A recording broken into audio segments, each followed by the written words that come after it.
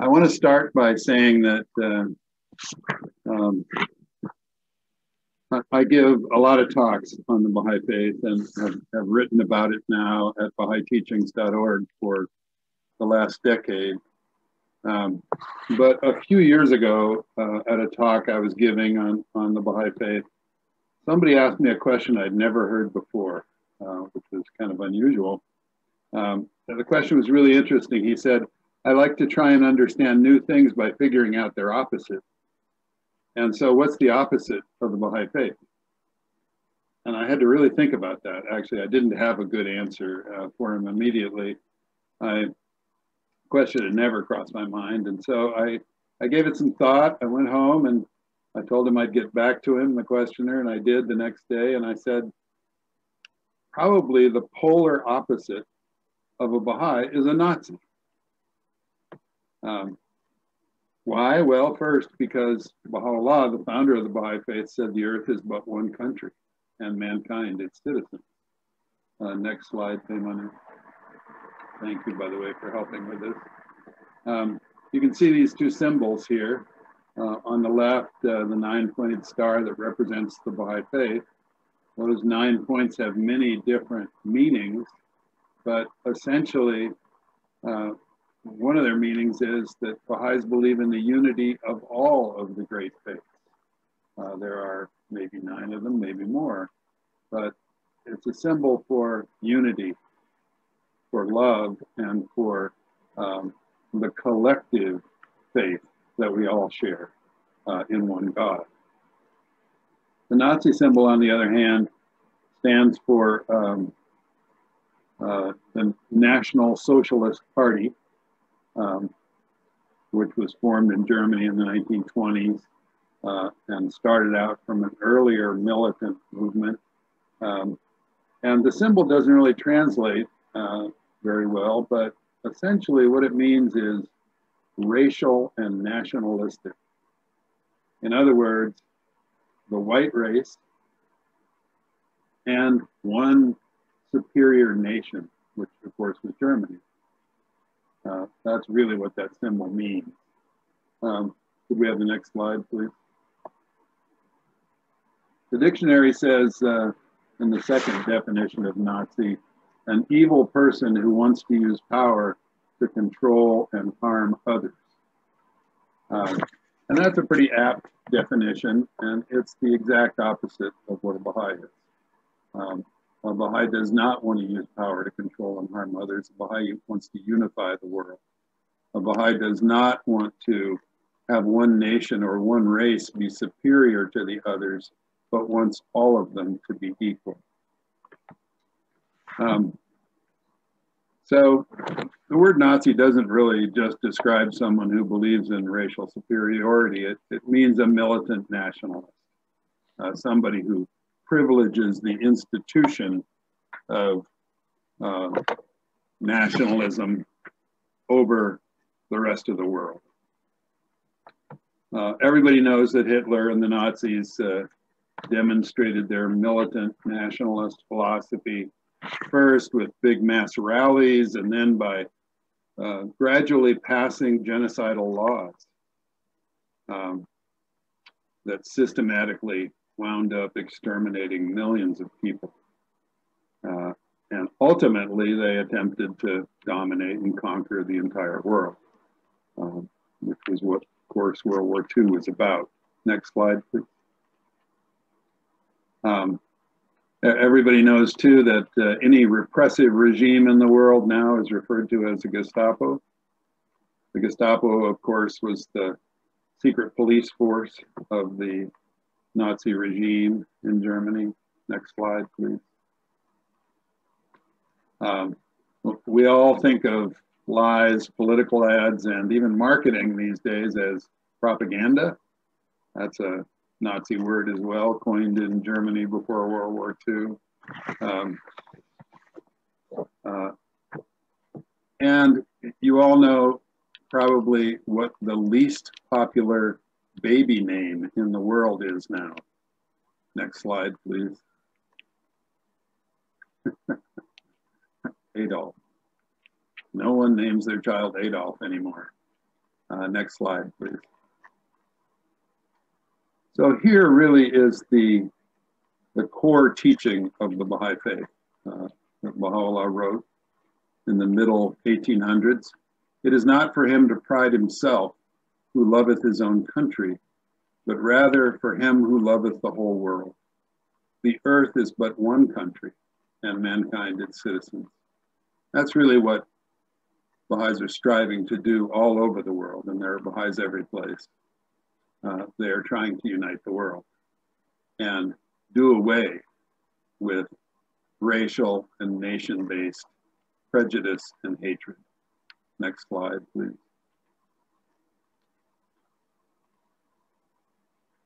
So we now see Adolf Hitler and the Nazi regime as this symbol of all things evil. I will try to walk you through for just a few minutes the history of how Nazi Germany and Hitler's minions dealt with the Baha'i Faith in Germany in the 1930s. Next slide, please.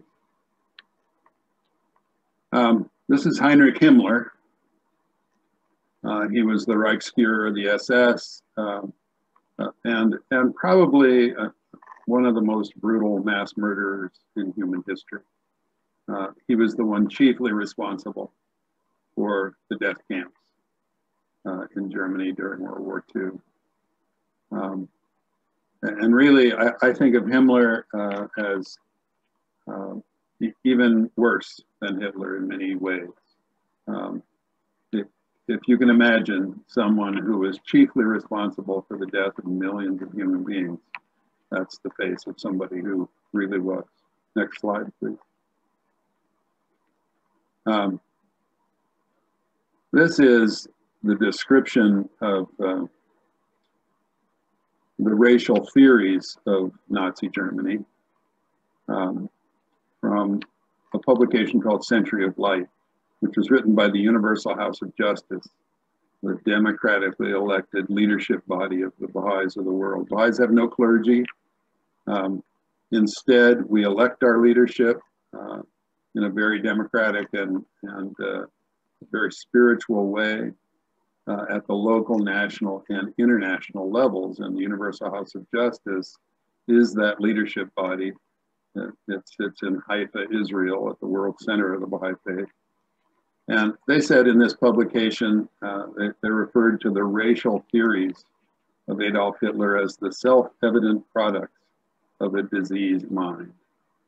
And if we can think about them that way and look back at how they emerged, I'll just tell you for a quick minute here, those racial theories that one race was superior to another emerged from something called eugenics.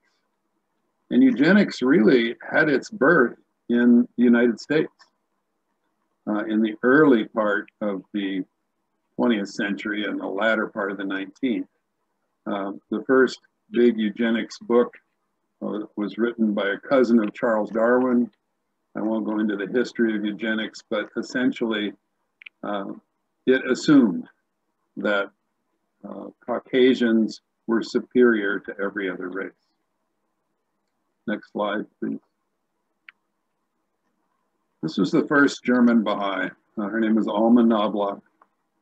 She and another Baha'i dentist lived in New York City at the turn of the century and then returned where they encountered the Baha'i Faith and then returned to Germany and became the first German Baha'is and began to spread the Baha'i Faith in Germany in the very early part, about 1905 of the 20th century.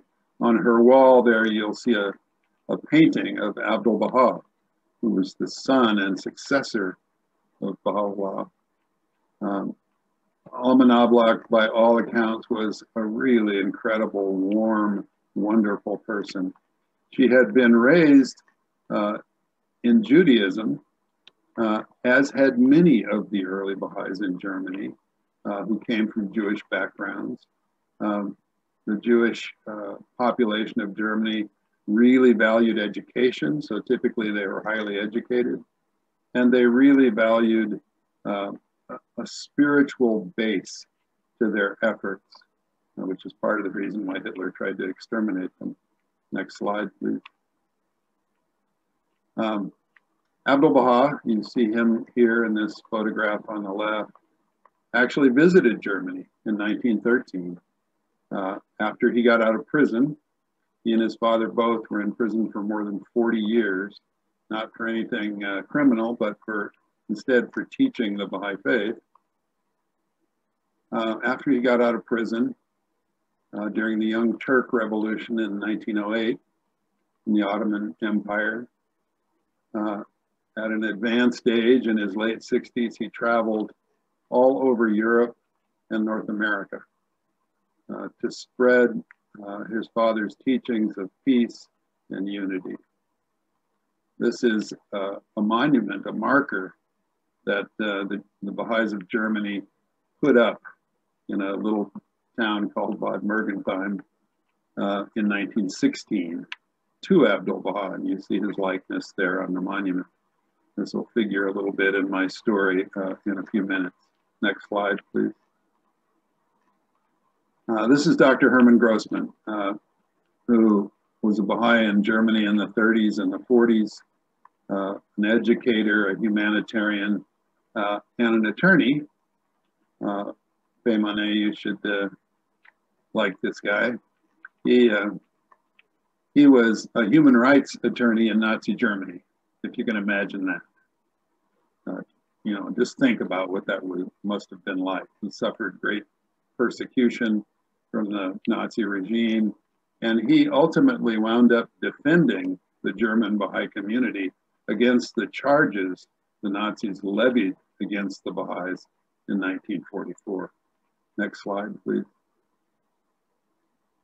This is René Santo-Felbermann, one of my heroes, who was the first Hungarian Baha'i. Of course, the Nazis first took over Hungary. That was their first goal when Hitler took power in the early 30s.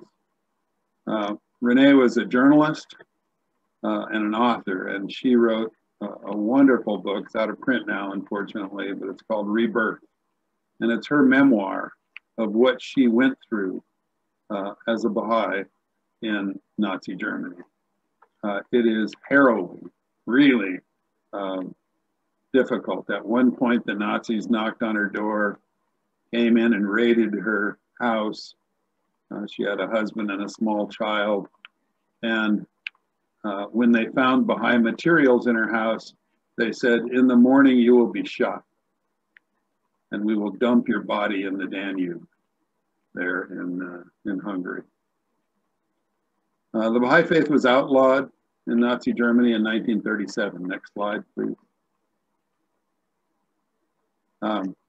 This is a picture of some of the Baha'is who were being rounded up during that period. A very rare photograph. And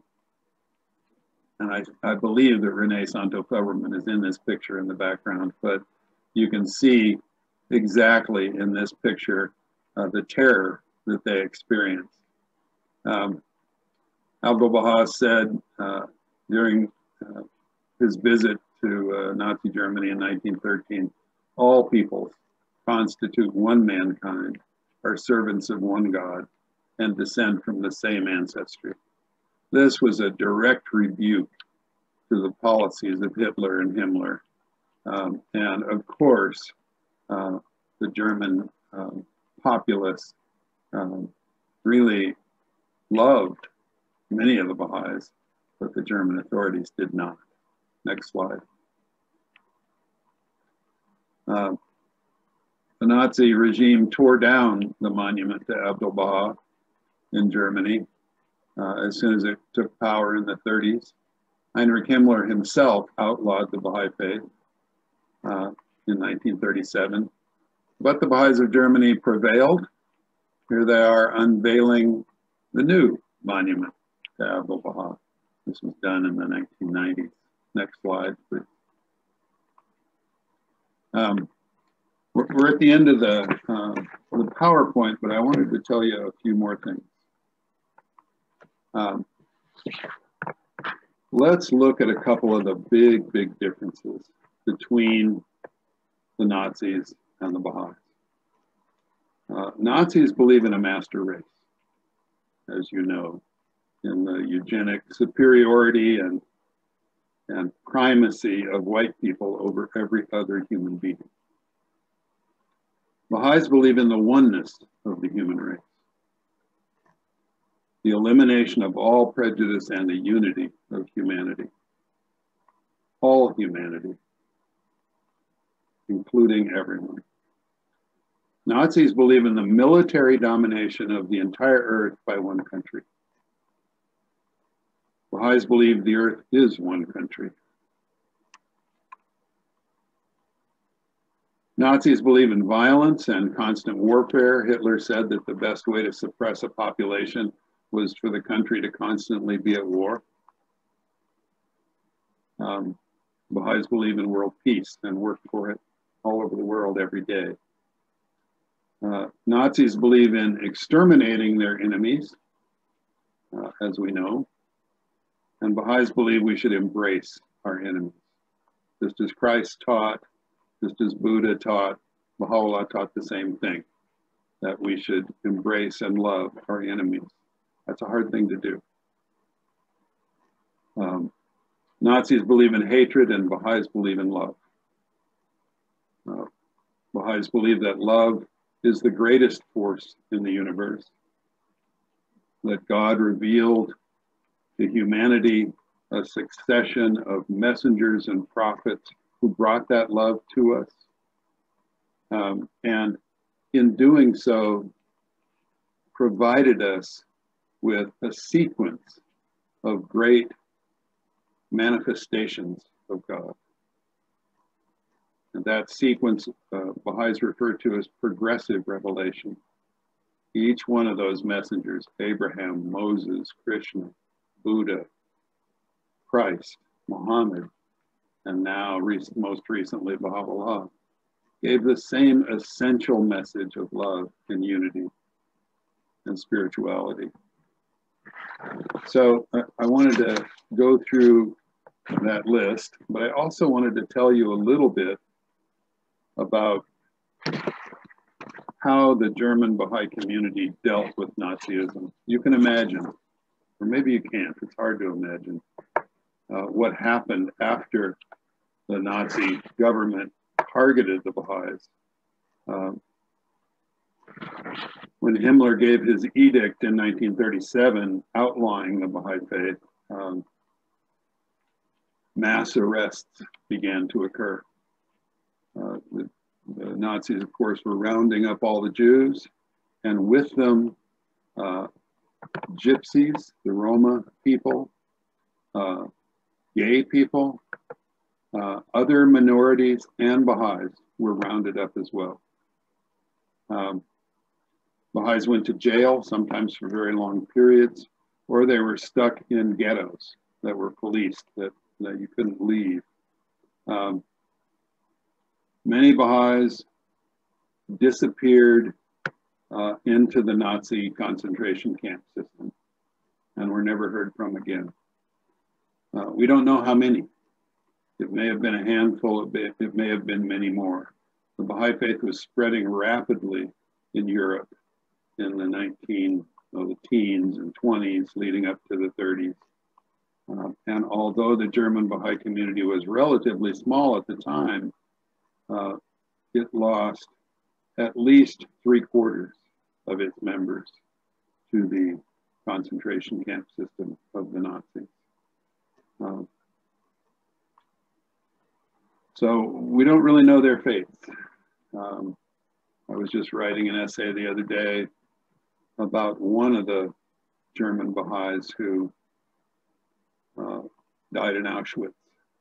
And she was captured in 1942 when the mass arrests began and died probably about 1944 in the notorious concentration camp Auschwitz.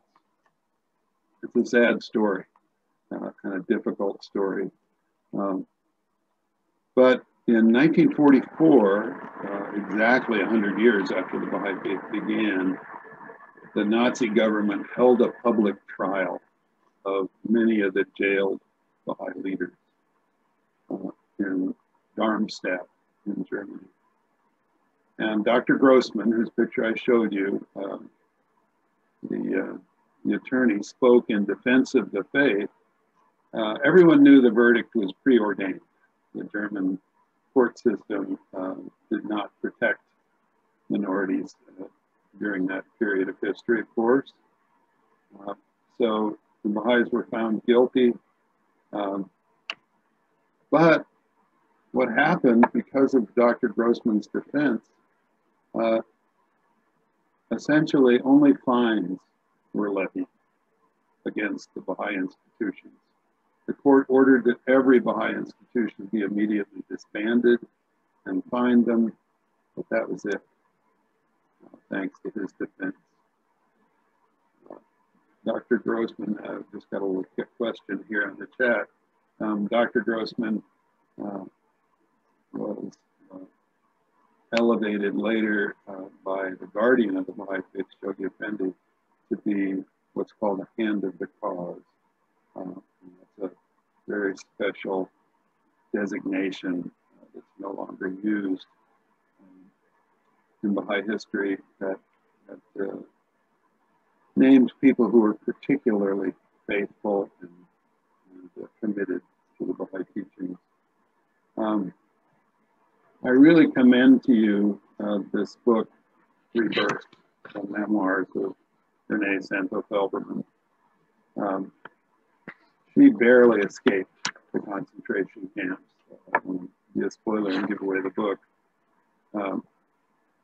But here, I will tell you one of the stories from the book that I found particularly compelling.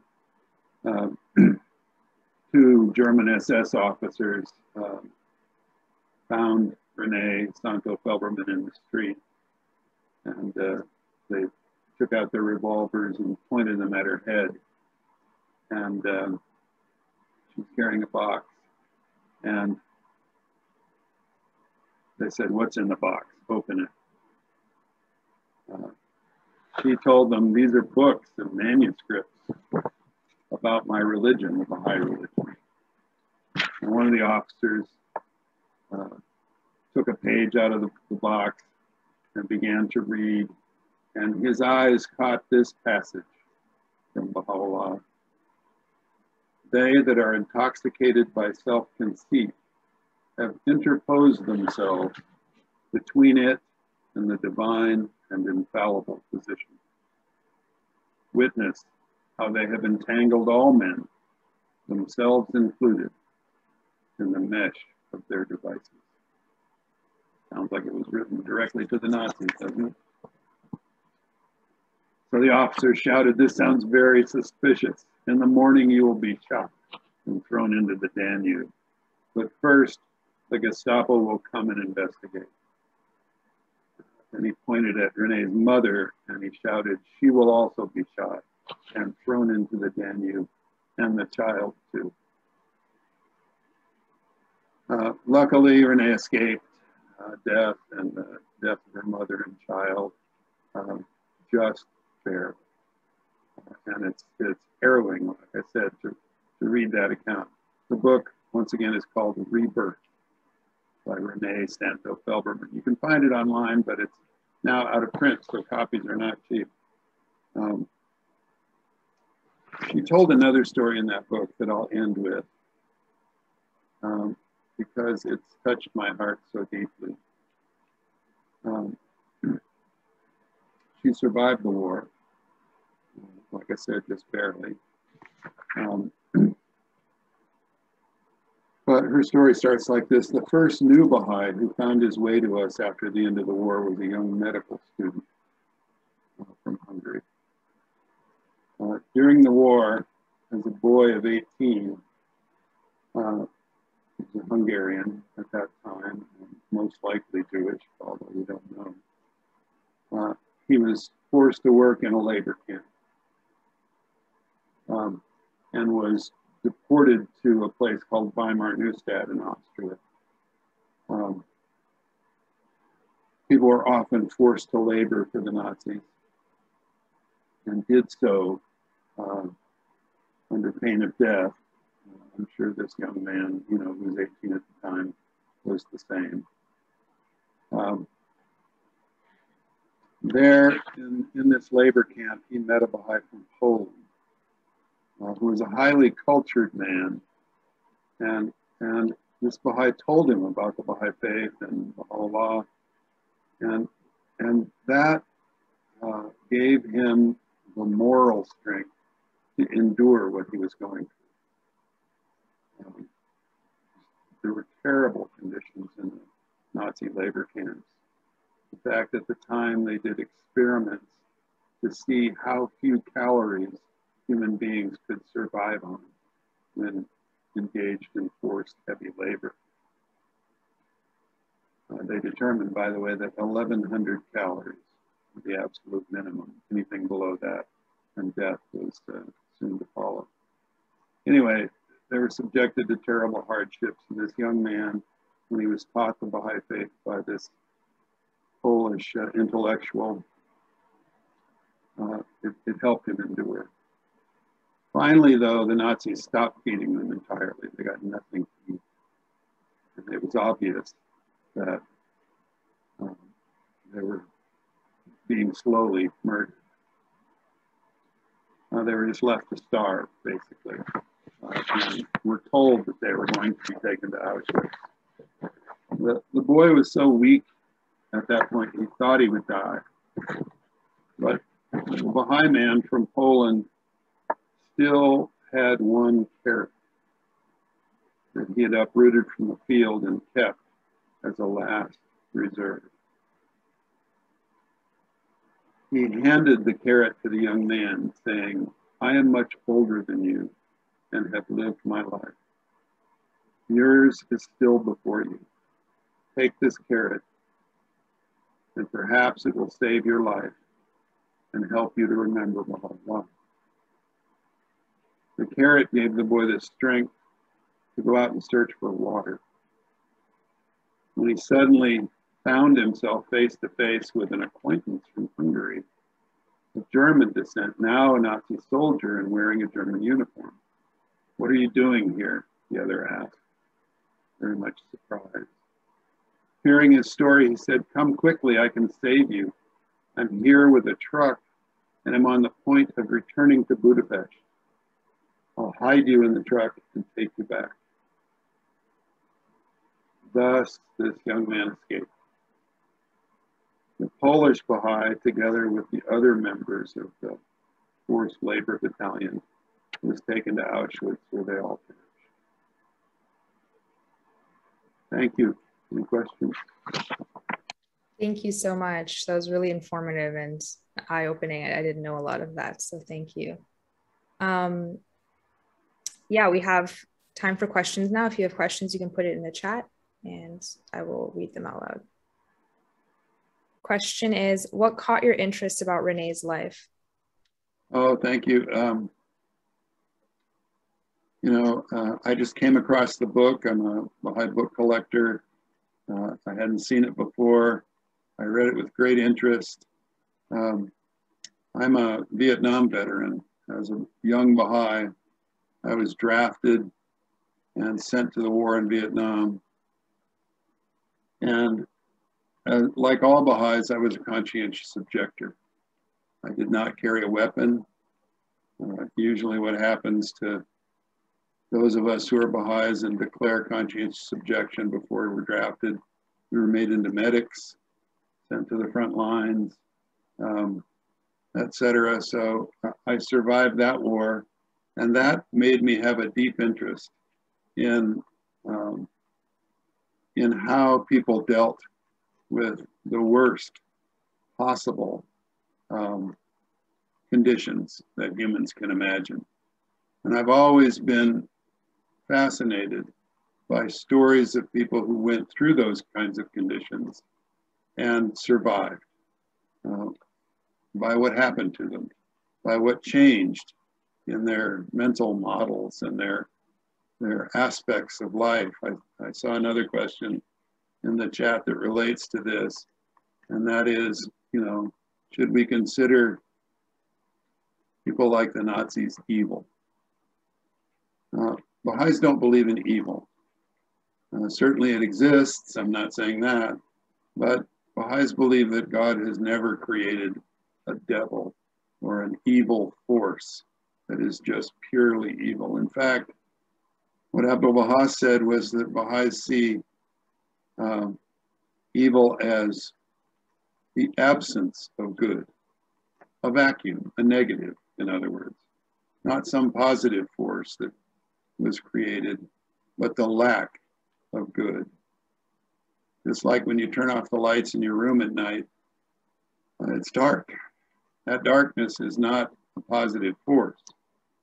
It's just the lack of light. So, no, Baha'is don't see others as evil. In fact, that's one of the reasons why Baha'is don't pick up weapons and engage in violence or combat. They want to bring out the good in every human being and try to see the good in every human being.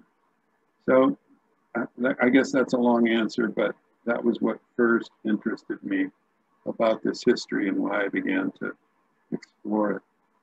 I haven't been to Germany except briefly a couple of years ago and for a longer time before that. But I haven't been to Germany to do the research in the German archives on how many Baha'is were killed in the concentration camps and in the ghettos. But I would one day like to do that, go and find out more. The Nazis kept very detailed records, as most of you know, which is how we know that 6 million people perished in the camps. Next question. Thank you. The next question is, it's hard not to see the mind controlling parallels happening in today's political scene. What can we do to neutralize this toxicity? Well, that's a really good question. I think for Baha'is, that toxicity arises from lack of a spiritual basis, from a real lack of, and I use this term in the big sense, a real lack of religion. I don't mean, you know, churchianity or anything like that. I mean a larger sense of a connection with a supreme being, with the spiritual reality of life. Baha'is really are trying to reestablish that in the world. And they believe that Baha'u'llah's revelation has the mechanism for doing that, for reestablishing a sense of spirituality in the world. It's one of the reasons Baha'is don't participate in partisan politics, which is fractious and difficult, as we all know. Instead, Baha'is are trying to build a new world order, one that brings about a spiritual reality that has been lacking from our world for quite some time. Thank you. Next question is, would you compare the Nazi behavior with what the Islamic regime is doing in Iran? Yes. The next question. Oh, sorry, if you want to elaborate. No, it's very similar. There's no question about it. Luckily, Iran has not yet devolved to the condition of Nazi Germany during the war and begun to forcibly exterminate millions of people. The Iranian regime has forcibly exterminated hundreds and even thousands of people and repressed minorities, including the Baha'is, in that country for the past 30 years. Hopefully it won't get to the point where Nazi Germany got, but it's still terrible. And the Baha'is there live under terrible repressive conditions, facing prison and death constantly. Businesses and properties have been stolen from them Baha'is aren't even allowed to be married or buried in Iran anymore.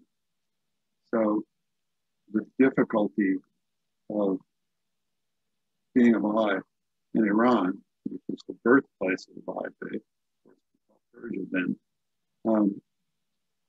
have been enormous and continue to be. So please say a prayer for the Baha'is. The next question is, I know we are not to get involved in politics, but it's hard to understand how we were to just sit there and let this happen. What were Shoghi Effendi's thoughts about the Nazis? That's an interesting question. The guardian of the Baha'i faith, Shoghi Effendi, who was the grandson of Abdul Baha, the great-grandson of Baha'u'llah, and who administered the Baha'i faith from the time Abdul Baha passed in 1921 until Shoghi Effendi's passing in 1957, of course, lived through the Nazi era. Shoghi Effendi was educated at Oxford and was quite a renowned historian, as well as a writer and, like I said, the leader of the Baha'i community, the global Baha'i community, during his more than 30 years as the guardian of the Baha'i faith. He counseled the Baha'is of Germany throughout the Nazi era, and he counseled them not to interfere in the internal politics of the country, but to continue as best they could, teaching the Baha'i faith to others and spreading Baha'u'llah's tenets. He was remarkable in his consistency and constancy with the German Baha'is, telling them to practice their faith as best they could under the conditions, to obey the dictates of the government when it abolished Baha'i institutions, for example, and not to attempt to oppose the Nazi government. By that, I think he was attempting to protect the Baha'is. He knew that direct public opposition to the Nazi government would result in increasing oppression and difficulty. Some of the Baha'is who lived during that period did survive, of course, not all of them were killed. And I think Shoghi Effendi knew that if some survived, the Baha'i community of Germany would continue, and its influence in later years would increase, so that the Baha'i principles of the oneness of humanity and the lack of prejudice would prevail over the long term. And that's really what the Baha'i faith is about, prevailing over the long term, influencing humanity on a universal scale rather than country by country or locality by locality. The next question is, the Universal House of Justice wrote that the ideas of Hitler were self-evidence of a diseased mind. Do you think the dichotomy that we are experiencing is not good versus evil, but mental health versus mental illness? People are not evil so much as they're sick in need of healing. How can we bring healing into the world? That's a very good question. I think that certainly there's an enormous amount of mental illness in the world. I would even go so far as to say that hatred is a mental illness. I saw an enormous amount of hatred during the war in Vietnam, not only among soldiers, but among civilians as well. And that hatred always winds up expressing itself as violence. And so the question became for me during that war, what can I do best to abolish and do away with hatred in the world? Because hatred is the precondition for all violence. Right. It's that inner emotion that each of us has that that can turn violent very quickly. And one of the things I learned during that war is that we all have it. Everybody is capable, every human being is capable of hatred and violence if pushed sufficiently. In Vietnam, I saw children who were capable of hatred and violence, and children who died from it. So it's a universal human condition. What is it, I ask myself, that prevents hatred and violence? What is it that gives us sufficient internal reserves as human beings to do away with that in our own psyche, in our own inner reality? And I concluded that it's the growth of spirituality in the human soul that does away with hatred. It's a gradual thing. It happens over time. We learn from spirituality, from religion, from the teachings of the prophets, the ability to love. And that, of course, does away with hate. It's, once again, like turning on a light in a dark room. The light banishes the darkness. And so for me, I began to conclude that first, I needed to work on my own inner life. What hatreds did I have? I had to face those things and look at them and try to understand them. As somebody just pointed out, hatred often comes from fear. And if you fear something, you often hate it. And so what were my fears and hatreds? I had to ask myself.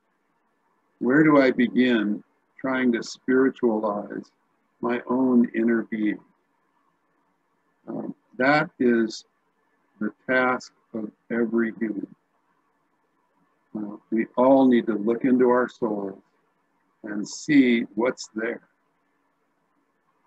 The very first principle of the Baha'i Faith is the independent investigation of truth. That's why Baha'is have no clergy. And the independent investigation of truth, for me, starts within. It starts in a fearless self-examination of your own inner landscape. And sometimes that can be scary, to really look within and to see, gosh, what is it in me that might prompt these terrible feelings? We all have those feelings. It's just natural to the human condition. So that's where it starts.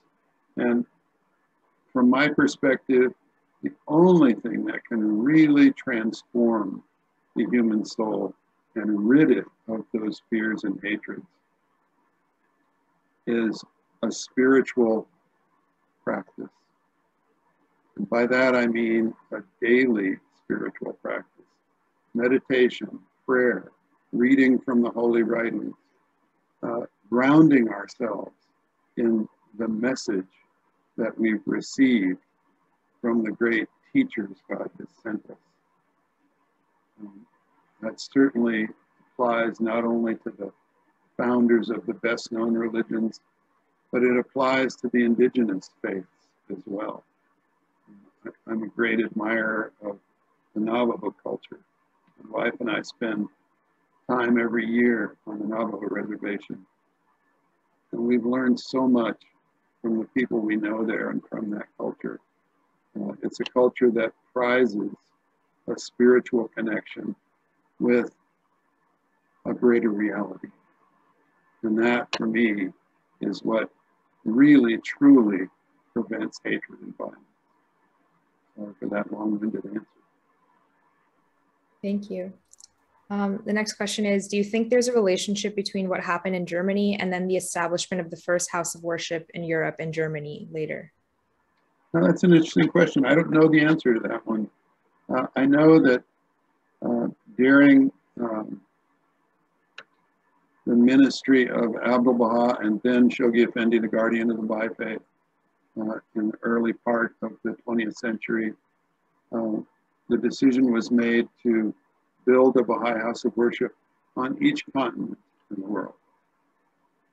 That started with a beautiful 9-sided edifice symbolizing the unity of all faiths in Ashgabat, Russia, in about 1903. It was built by the Baha'is there. Ashgabat is close to the border of what was then Persia.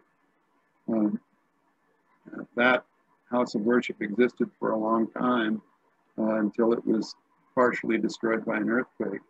But really the first recognized house of worship that was built in Wilmette, Illinois. Many of you have seen it, probably. It's a very recognizable 9-sided landmark on the shores of one of the Great Lakes there outside of Chicago.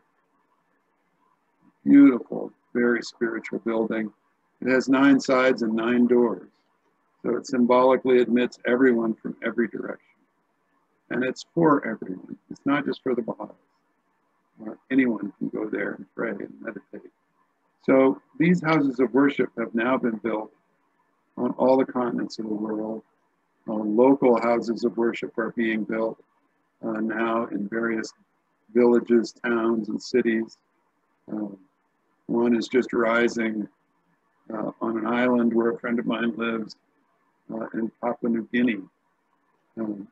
Fascinating. Anyway, the idea of the Baha'i House of Worship is to unify humankind.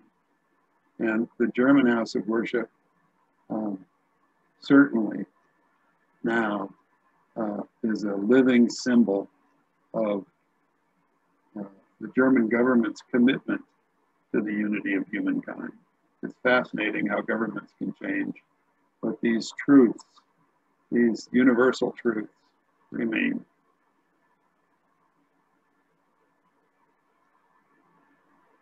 Thank you. Next question is, could you comment on whether the Nazi Holocaust was the only Holocaust or even the worst Holocaust the world has experienced? Oh, no, it's certainly not the only one and not the worst. I've read rankings of various dictators and their Holocausts. And certainly there have been many throughout history. We don't know about most of them because records were not well kept. Many of them have faded back into history. But we know of the more recent ones, Stalin's Holocaust, in the Gulags, in Russia. The estimate is that maybe 10 million people died in the Gulags, which were Stalin's prisons.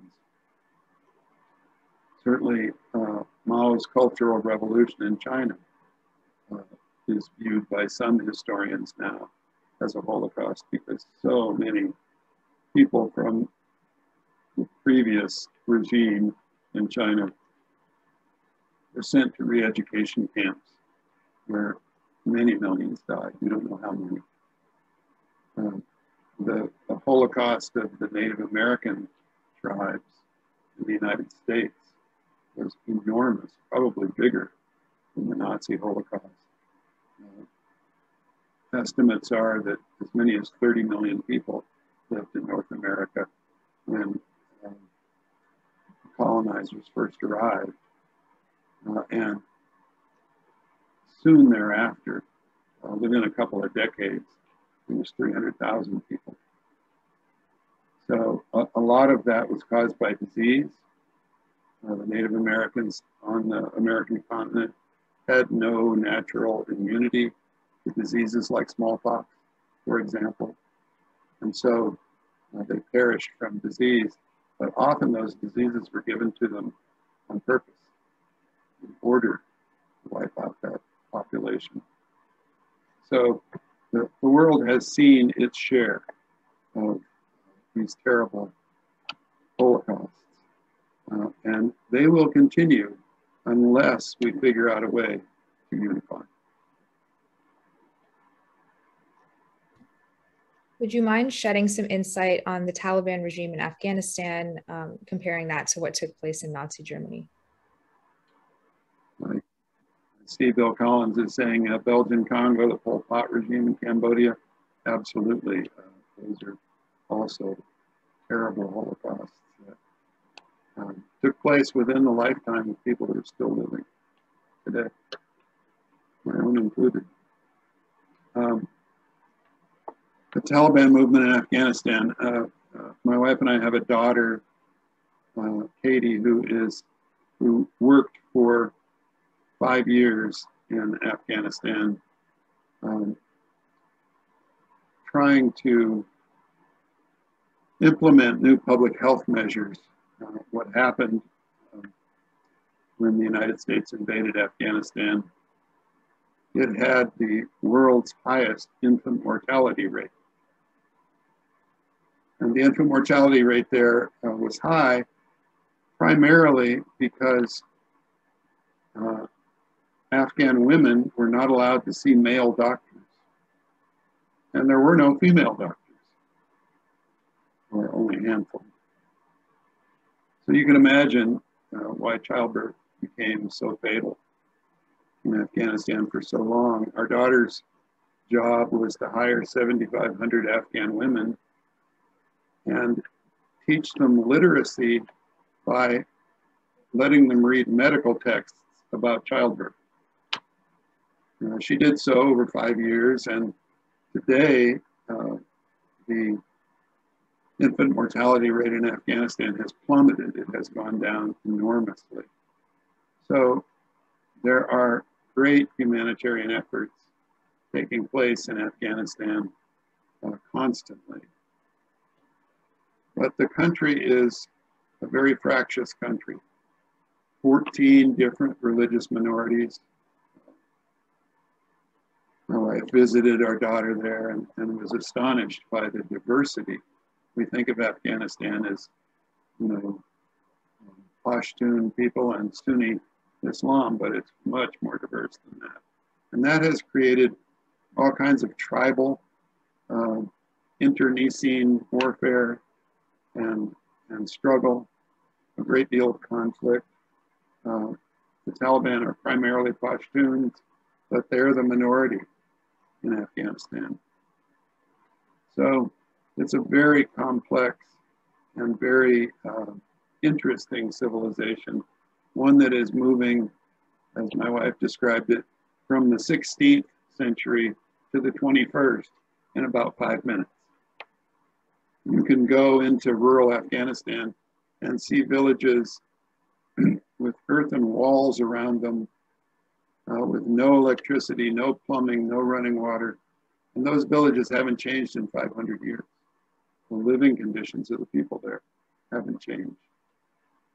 And then you can go into Kabul and stay at the Four Seasons, or at least you could a few weeks ago. So there's a huge difference, and that country is being moved into the 21st century very rapidly with sequential invasions from the British, the Russians, the Americans, etc. They have faced a great deal of conflict. My hope is that in 20 years out of power, the Taliban may have learned that their harshest rhetoric and treatment doesn't work. 94% of Afghanistan's, as you can tell, don't get me started on this subject, I'll talk forever, so I'll just say one more thing. 94% of Afghanistan's income comes from foreign aid. And that foreign aid primarily comes from the European Union. And the European Union has said if the new Taliban government reverts to its old style of governing, oppressing women, violence against women and children, etc., they will no longer provide aid. So I have some hope, a shred of hope, that things will change in Afghanistan, that the new government there will see that reality and understand it. I also saw somebody ask about, are there Baha'is in Afghanistan? Yes, quite a few. There's a pretty thriving Baha'i community in Afghanistan. Next question. The next question is kind of related, but do you have any thoughts about how the phenomenon of Nazism and religious fanaticism we see in the Middle East arose and arises? How do we get to a point where one man could lead an entire nation into genetic annihilation? Well, that's a very profound question. I won't pretend to be any kind of expert on the answer. I'm not. So I'll just give you my opinion. And I'll start out by giving you the Baha'i opinion, and that is that fanaticism arises from blind imitation of the past. How do we get blind imitation of the past? Why do we follow our ancestors in everything they did? Primarily from lack of education.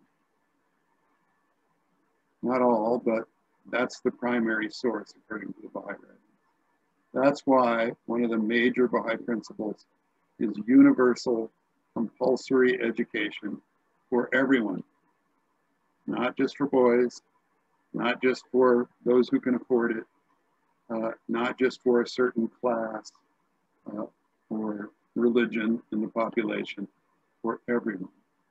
And that, I think, will change the landscape of fundamentalist regimes permanently. Malala Yousafzai, the Afghan girl who was attempted to be assassinated by the Taliban, who recovered and won the Nobel Peace Prize, says that the thing that fundamentalists fear most is a book. And it is true that education tends to demolish fundamentalism. We see fundamentalism in countries where education is not paid much attention to. I see that somebody has asked, many of the Nazis were highly educated. That's interesting because that's what I was just going to mention. Education does not prevent fundamentalism, authoritarianism, etc.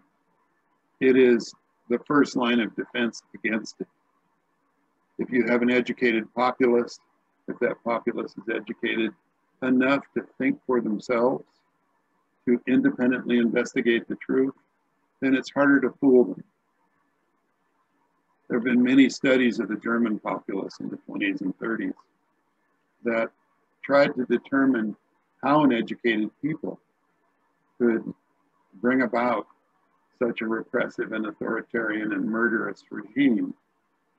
And most of those studies, the ones that I've read at least, have concluded that German education was pretty rudimentary during that early period prior to the Nazis. That it did not encourage German students to really think for themselves.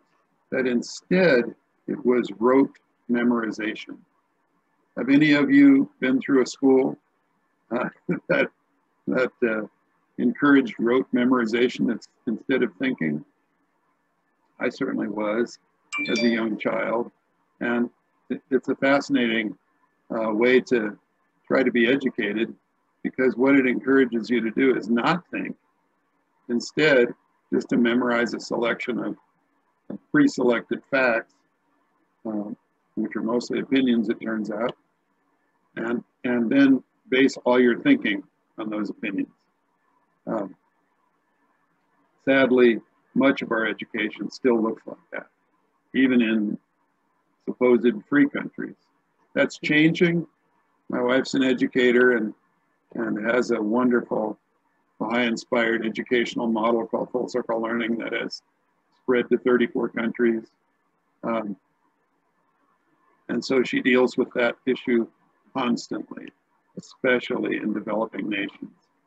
Many of her schools are in Africa. And she really attempts to get kids to think for themselves. That's the first goal of education, as the Baha'i Faith sees it, is the independent investigation of truth. How would you compare Nazism with racism in America? They come from similar roots. Eugenics. If you study the history of eugenics, many American intellectuals adopted it in the late 19th and early 20th century. You'd be amazed when you read the history. I won't go into it, it's a different topic, but eugenics really was the motivating force behind Mein Kampf, Hitler's manifesto. It was the motivating force behind a lot of American thinking at the time as well. And racism and Nazism have their roots in that same philosophy.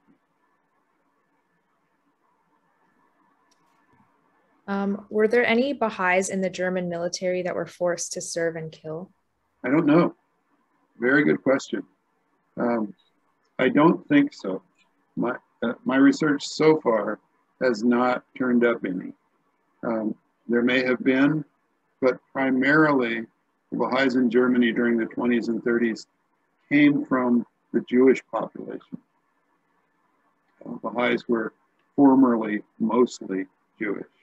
And so in Hitler's army, obviously Jews were not drafted or conscripted in any way. They didn't want Jewish people in the army, people from Jewish backgrounds.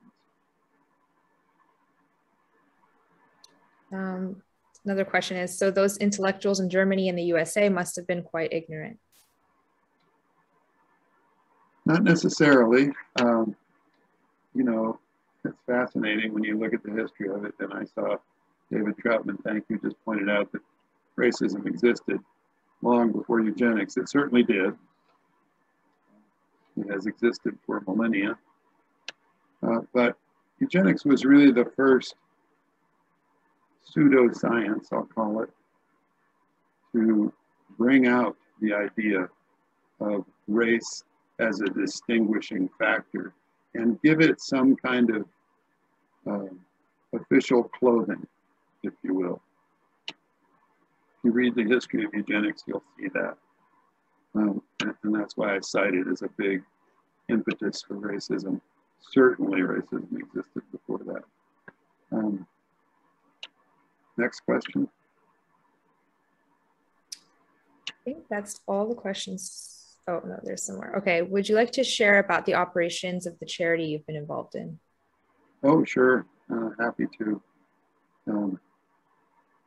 First, though, I see Liz has said that it seems nothing short of world unity can solve these issues.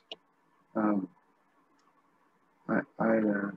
completely agree, all Baha'is agree. That is the solution to these issues. Nationalism, racism, they all have similar root structures. And those root structures all privilege one group of people over another.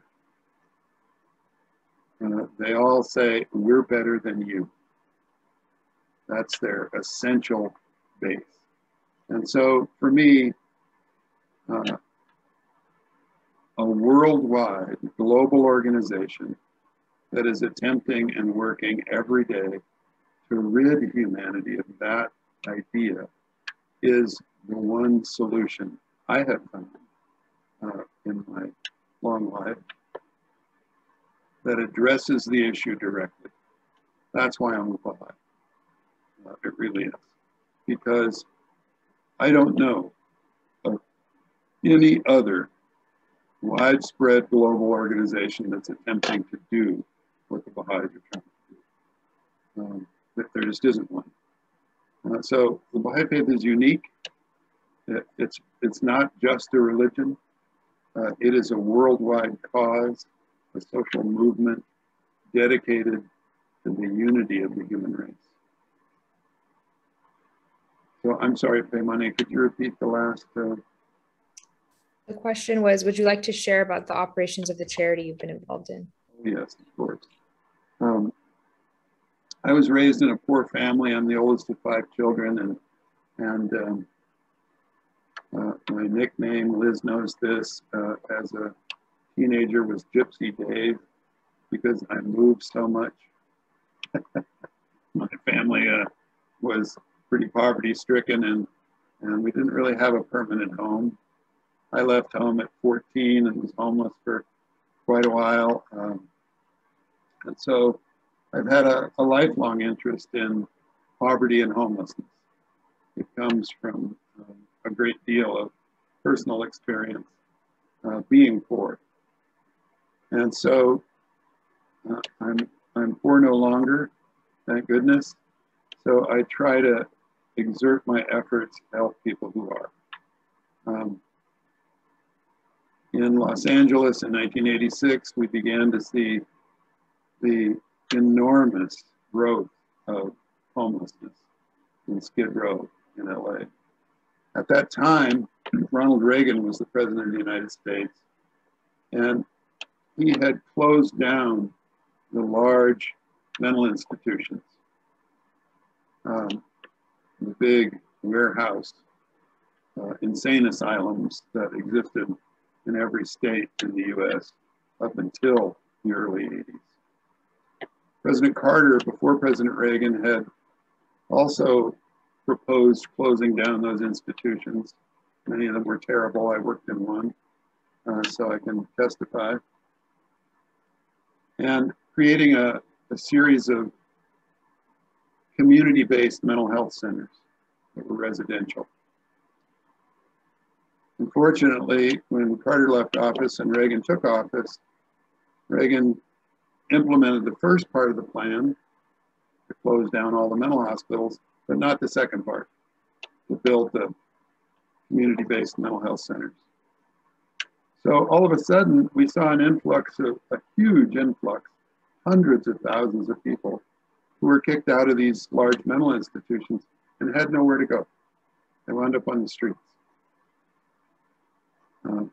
You've seen them in every city in the United States, people who are obviously mentally ill and need help but aren't getting it. So in 1986, myself and I was a healthcare executive in downtown Los Angeles at the time and saw that Skid Row every day. So myself and a few friends decided to start an organization to see if we could do anything about it. When we started Homeless Healthcare Los Angeles, I was on the board of that organization for 25 years. It grew from 3 people to, I think it has 140 employees today and serves thousands of homeless people on Skid Row. We had the naive idea at the time that we could end homelessness, by doing that. Of course, the problem has only gotten worse. I used to explain to people that homelessness was 1/3 mental illness, 1/3 drug and alcohol addiction, and 1/3 just plain poverty. I don't say that anymore when I do media interviews on the subject. What I say is you can track homelessness in any community by looking at the property values in that community. It's fascinating. When property values rise, so does homelessness. They parallel each other on the same graph. Really amazing. So essentially, what I try to do in my work on homelessness and on the board of this homelessness organization that I now serve on in Northern California, where I live, is to try to ameliorate the conditions and provide housing for as many homeless people as possible. It's not easy because housing, as we all know, has gotten incredibly expensive in the United States and elsewhere. Fascinating subject, the subject of another talk, but that's just a brief synopsis of how I got involved and why I'm still involved. Thank you. The next question is, as a German, I find this talk very insightful. Can you elaborate more on Jews that became Baha'is in Germany? Sure, I'd be happy to. Once again, I commend to you Santo Thilberman's book. Also, I've seen in the chat that there are a number of other resources, and certainly the history of the early Baha'i community in Germany is mostly in German, but some of it's been translated in English. I wish I spoke German, I don't. So you can find some of it online. Some of it exists in the old volumes of the Baha'i World, which are yearbooks that the Baha'i Faith has done since the 1920s. There are various essays and accounts in those yearbooks, letters, etc.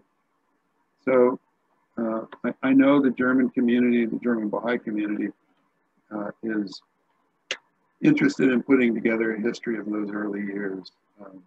Really fascinating work that they're attempting to do now, and many German Baha'is are really interested in it.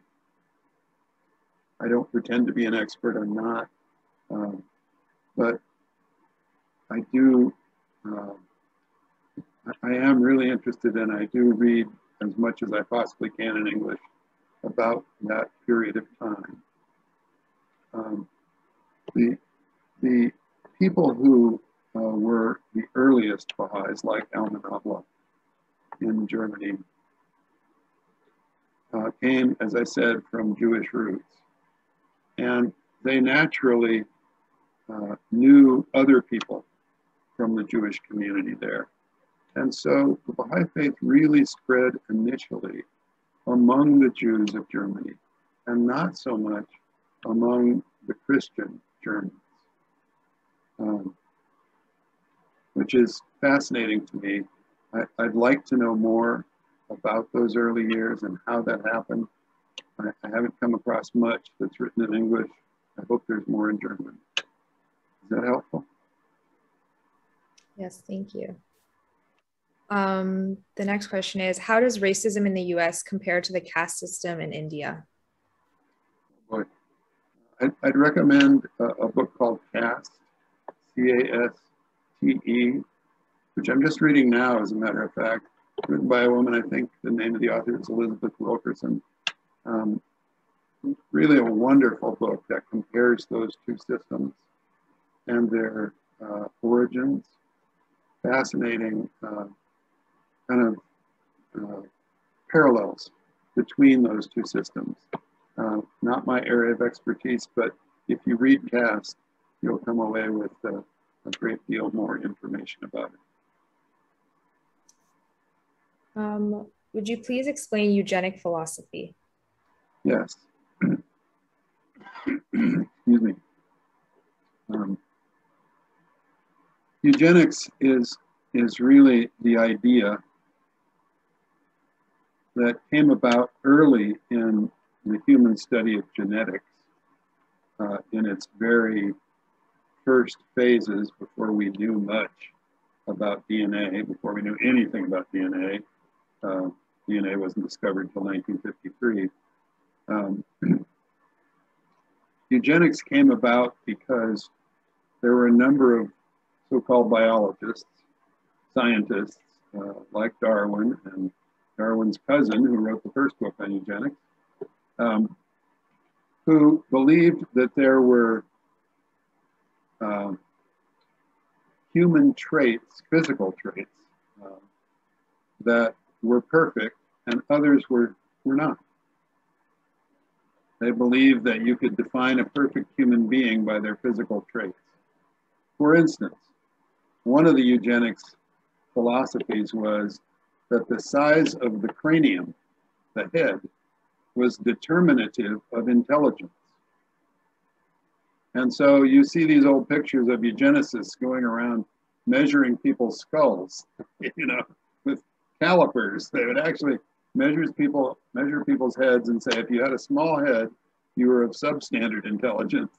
And if you had a large one, you were of great intelligence. By that standard, I'd be a genius. Anyway, the idea was absurd, of course. You know, it's been scientifically disproven so many times since then.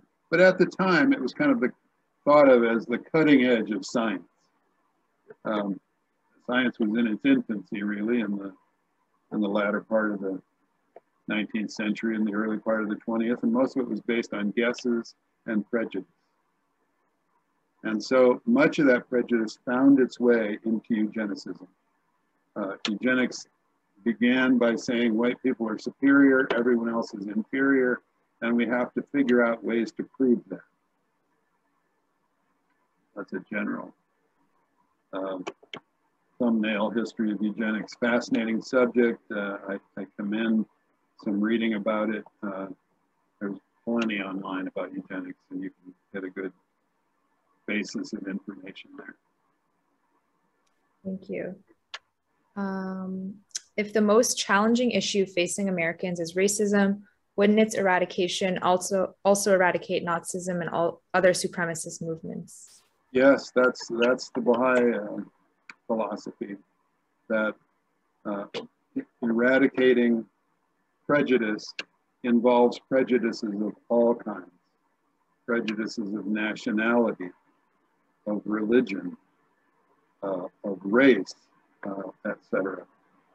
And so that begins, as I said earlier, in the human heart. It begins at each of our hearts. It begins with us really doing a fearless inventory of our own prejudices. I certainly have them. Everybody does. None of us are free of prejudice. It's a constant, lifelong battle internally to free ourselves from it and to learn more about our own prejudices. So yes, the Baha'i Faith really encourages every human being to engage themselves in that inner spiritual battle against hatred and prejudice, and at the same time to join in groups with others who are doing the same thing. And that's really why I would encourage you, if you're not a Baha'i, to further investigate the Baha'i Faith and to become a Baha'i. Because as I said before, as far as I can tell, the Baha'i Faith is the only global organization that is working to eradicate racism and prejudice and war from the face of the earth. Thank you. Well, looks like that's all the time we have, but a really big thank you, Mr. Langness. Thank you so much. That was really insightful, and you covered such a broad range of topics, and it was really informative and eye-opening. So thanks for giving us your time today.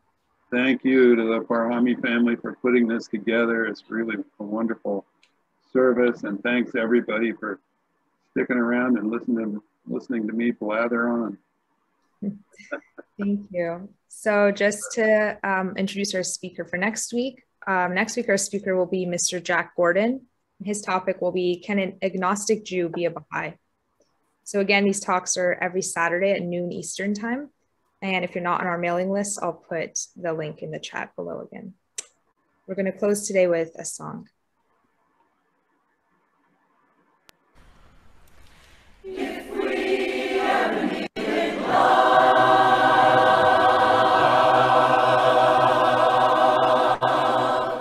we need it now, right now. If we ever needed peace,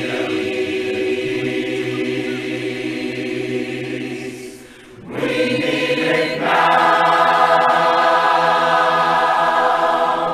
right now. Stop hating and start anticipating, thinking about love, peace, and joy. Joy to the world.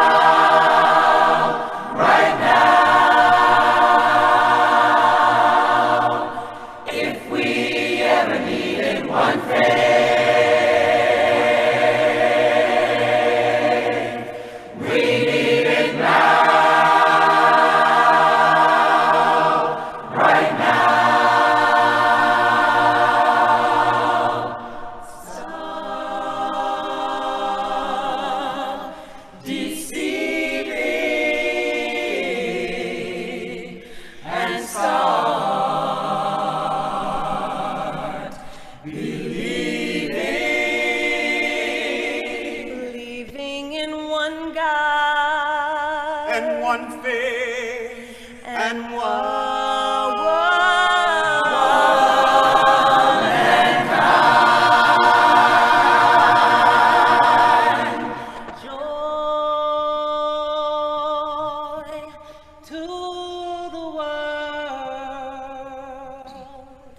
It's a new day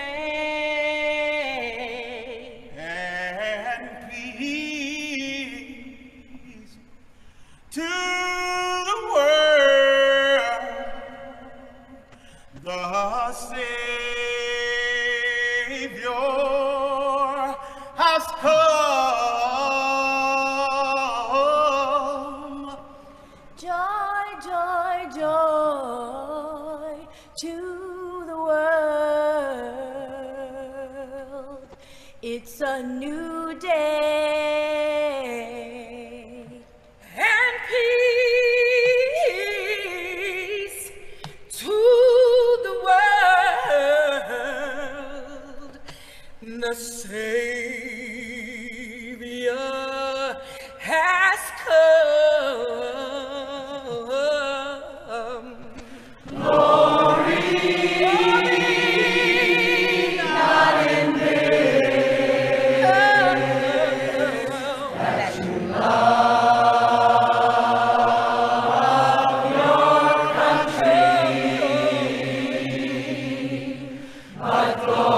You've got to worry so much more that you